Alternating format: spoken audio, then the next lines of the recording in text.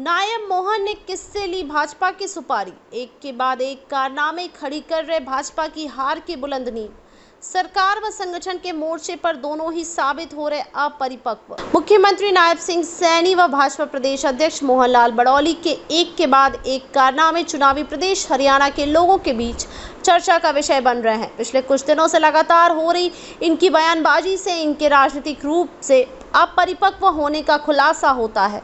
साथ ही इनके बयान लगातार विपक्ष के निशाने पर आ रहे हैं। इनके कारनामों से लग रहा है कि ये भाजपा की हरियाणा में हार की बुलंद नींव रखने में जुटे हैं। ऐसे में आरएसएस व भाजपा से जुड़े लोगों ने तो कहना शुरू कर दिया है कि नायब मोहन ने किसी न किसी से भाजपा की सुपारी ले ली है। ये चर्चा यूं ही शुरू नहीं हुई, बल्कि कुछ पॉइंट इसे पुख्ता करते नजर आते हैं। पहला, नायब चाहते हैं हर सैनिक को टिकट मिले। मोहन की पसंद ब्राह्मण।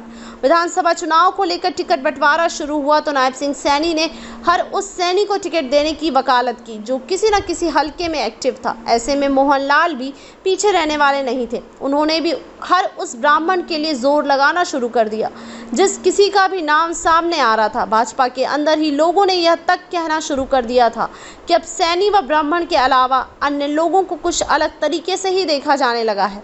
लेकिन बाद में आपसी टकराव से बचने के लिए नायब मोहन ने ऐसी जुगलबंदी कर ली कि दोनों ने टिकट बंटवारे के मामले में एक दूसरे का साथ देने के कस्मे वादे कर लिए। अब हालात यह हो गए हैं कि नायब और मोहन के बीच अंडरस्टैंडिंग है। नायब किसी सैनिक को टिकट की वकालत करते हैं तो मोहन टेक लगाते हैं, और मोहन किसी ब्राह्मण के टिकट की पैरवी करते हैं तो नायब सहारा लगाते हैं। दूसरा, भाजपा की हार की गारंटी बनी मतदान की तारीख। चुनाव आयोग द्वारा 1 अक्टूबर को मतदान की घोषणा के साथ ही भाजपा प्रदेश अध्यक्ष मोहन लाल ने चिट्ठी लिख दी जिसमें तारीख को आगे सरकाने का आग्रह किया गया। इसके साथ ही भाजपा और मोहन विपक्षियों के निशाने पर आ गए। जनता के अंदर एक नैरेटिव तैयार होने लगा कि भाजपा हार के डर से चुनाव से भाग रही है। अब जब मतदान की तारीख 5 अक्टूबर हो चुकी है तो हर जनमानस के मुंह पर एक ही बात है, तारीख बदलने से हार नहीं चलेगी। वहीं इस मामले में भाजपा यह कहकर विपक्ष का मुंह बंद कर सकते थे कि वे चुनाव पोस्टपोन नहीं प्रीपोन करने की मांग कर रहे हैं, लेकिन इस बारे में किसी का भी मुंह नहीं खुला। तीसरा, मोहन लाल ने छोड़ा चुनावी मैदान। भाजपा के प्रदेश अध्यक्ष बनने से कुछ दिन पहले ही मोहन लाल ने सोनीपत लोकसभा क्षेत्र से चुनाव में पराजय हासिल की थी। इसके बावजूद अध्यक्ष की कुर्सी मिलने से मोहन हवा में उड़ रहे हैं। सूत्र बताते हैं कि हार के डर से मोहन लाल ने राय की बजाय सोनीपत विधानसभा क्षेत्र पर अपना हक जता दिया, लेकिन हाईकमान ने इस पर विचार करने से इनकार कर दिया। ऐसे में मोहन लाल ने पार्टी को प्रदेश में जिताने के नाम पर खुद चुनाव लड़ने से इनकार कर दिया।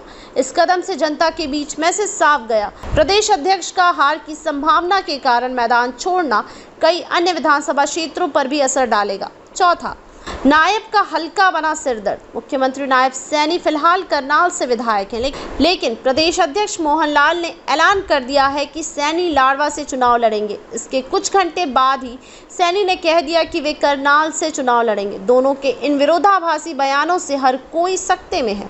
राजनीति के जानकार कहते हैं कि मुख्यमंत्री का गृह क्षेत्र नारायणगढ़ है, लेकिन वहां हालत खराब होने के डर से वे अपने खुद के हलके से चुनाव नहीं लड़ना चाहते।